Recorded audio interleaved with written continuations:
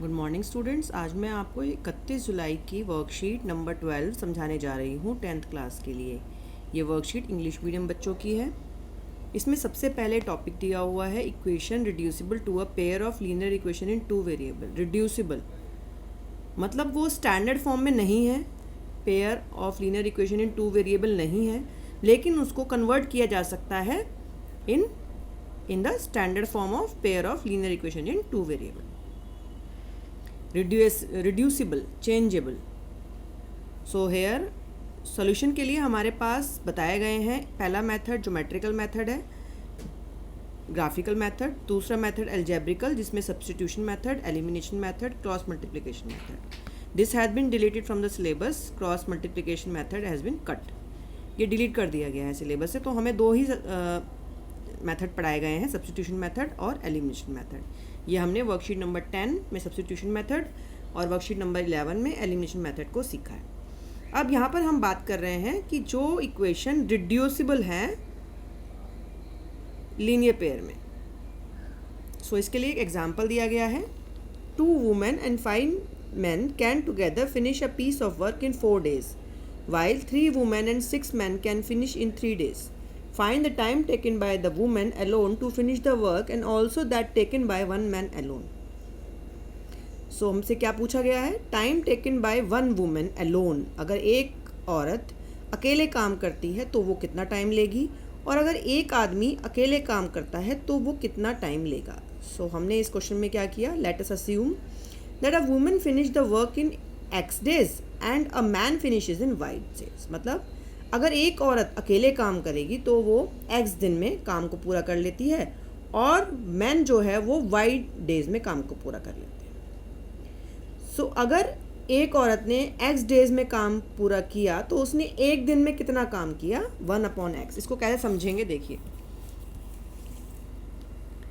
अगर 10 दिन में, मान लीजिए फॉर एग्जांपल कि X की वैल्यू जो है वो 10 है, एक लेडी है कोई, वो 10 दिन में काम को पूरा कर लेती है 10 डेज में, तो पूरे काम का 1/10 फ्रैक्शन वो डेली करती है, और 10 डेज में क्या कर लेती है? वो कंप्लीट कर लेती है अपने काम को 1/10 1/10 1/10 एंड 10/10 10 डेज में कंप्लीट करती है। तो जो डेज होते हैं उसको हम रेसिप्रोकेट कर देते हैं, तो हमें मिल जाता है कितने एक दिन में वो कितना वर्क कंप्लीट करती है। तो इफ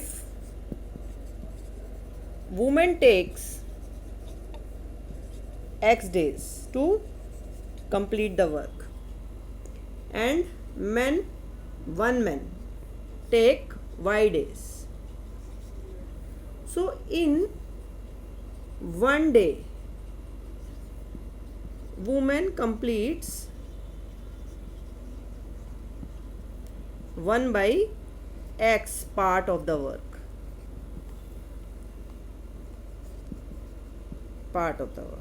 and man कितना करेगा? 1/Y part of the work।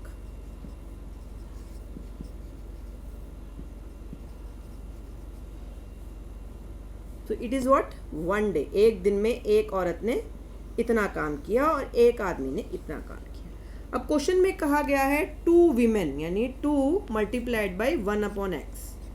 एक ने इतना काम किया तो 2 ने 2 मल्टीप्लाई, प्लस 5 men यानी 5 multiplied by 1/Y। 1/X is work completed by 1 women and 1/Y is work completed by 1 man। तो टोटल वर्क हो गया कितने दिन में कंप्लीट होगा? So the work is completed in 4 days। सो एक दिन में कितना काम हुआ? अगर 4 days में वर्क कंप्लीट किया तो दोनों ने मिला के, 2 औरत और 5 आदमियों ने मिलाकर 1/4 days 1/4 ऑफ वर्क जो है वो कंप्लीट कर लिया। इसको आपको ध्यान से समझना है।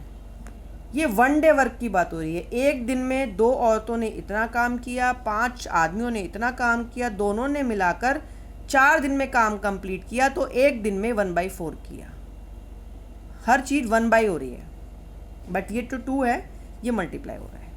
अब दूसरा जो कहा गया है अकॉर्डिंग टू क्वेश्चन में 3 वुमेन, यानी 3 मल्टीप्लाइड बाई 1/X प्लस, पहले हम इसको स्टैंडर्ड फॉर्म में लिख लेते हैं 2/X plus 5/y is equal to 1/4। This is हमारी इक्वेशन नंबर 1। सिमिलरली अगर हम दूसरी इक्वेशन को लिखना चाहें तो हम क्या लिखेंगे, 3 औरत और 6 आदमी कितने दिन में कंप्लीट करते हैं, 3 डेज, यानी 1/3। जो डेज है वो यहाँ आएंगे और जो number of women number of man ऊपर आ जाएंगे। अब आप इस इक्वेशन को देखकर कह सकते हैं कि this is not the standard form of linear equation. Linear equation में क्या होता है, एक्स ऊपर होता है और वाई भी ऊपर होता है, यहाँ पर नीचे है। So this type of equations are equation reducible in the linear form, directly नहीं है। तो उसमें हमें कैसे करना होता है कि यहाँ पर हम जो ये 1/x हमने लिया था इसको हम पुट कर देते हैं। 1/x को हम p q u v कुछ भी पुट कर देते हैं। तो 1/x को हमने u ले लिया और 1/y को हमने क्या ले लिया, v ले लिया।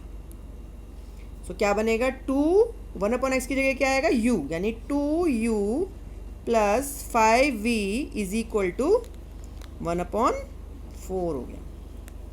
नाउ जो हमारे वेरिएबल है वो क्या आ गया, ऊपर आ गया, स्टैंडर्ड फॉर्म में आ गया।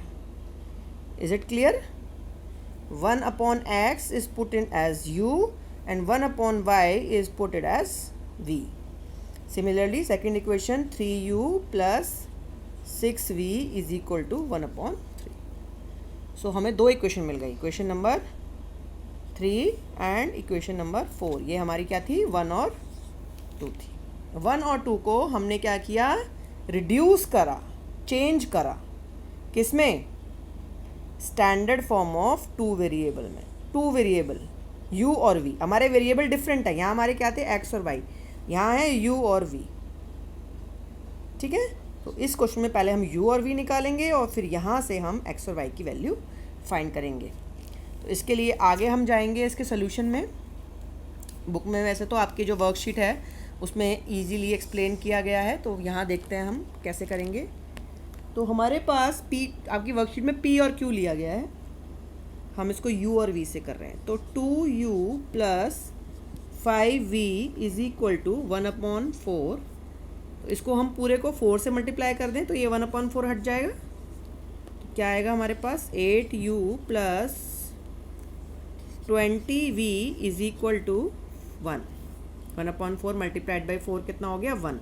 ये कट गया, ये 4 2 ज़ा 8, 4 5 ज़ा 20 एंड 4 1 ज़ा 4 1। तो ये हो गई हमारी इक्वेशन 1। इसी तरीके से हम इक्वेशन नंबर 4 को किससे मल्टीप्लाई करेंगे, 3 से। इक्वेशन नंबर 4 को जब हम 3 से मल्टीप्लाई करेंगे तो हमें क्या मिलेगा, 9u plus 18v is equal to 1। Clear है यहाँ से?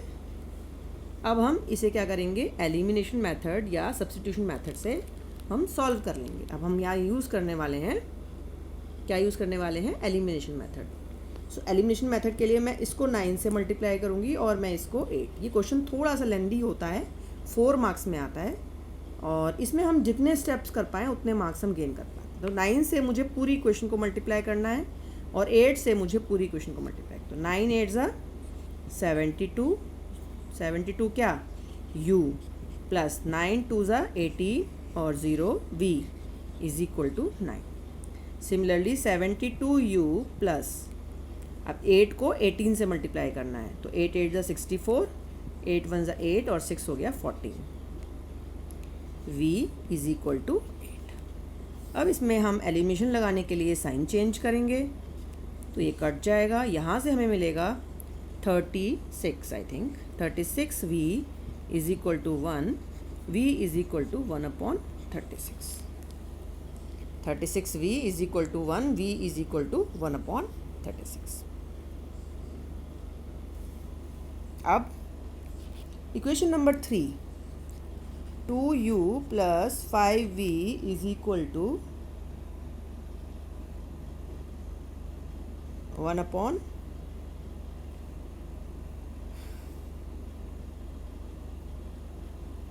क्या था, 1/4।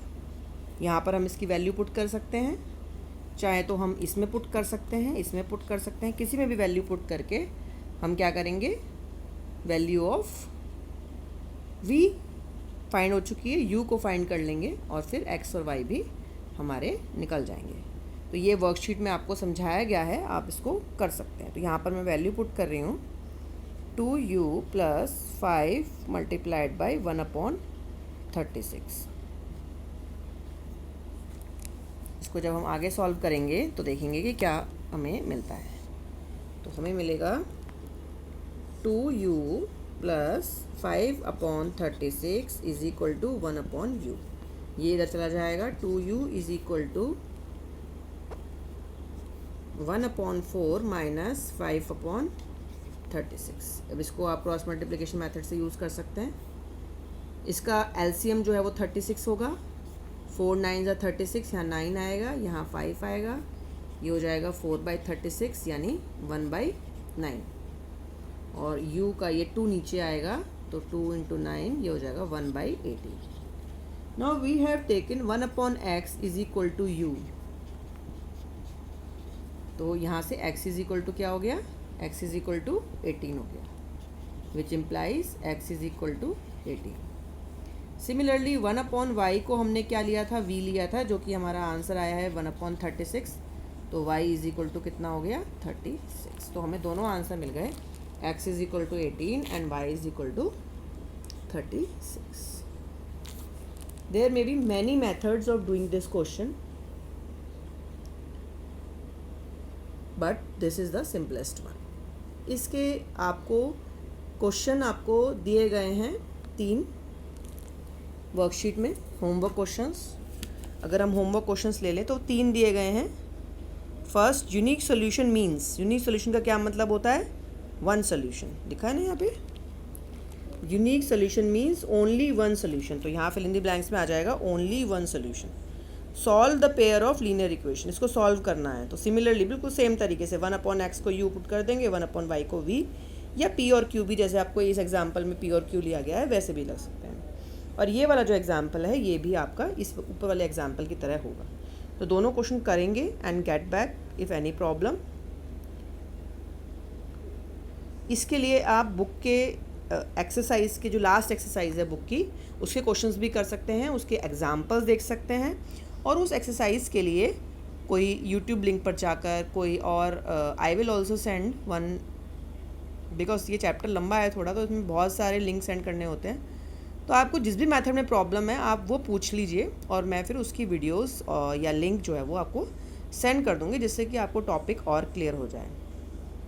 आपको हर वर्कशीट के नीचे दीक्षा का ऐप का भी एक लिंक दिया होता है, आप इस पर भी जाकर वीडियोस देख सकते हैं और आप इससे अपना हेल्प ले सकते हैं। Thank you.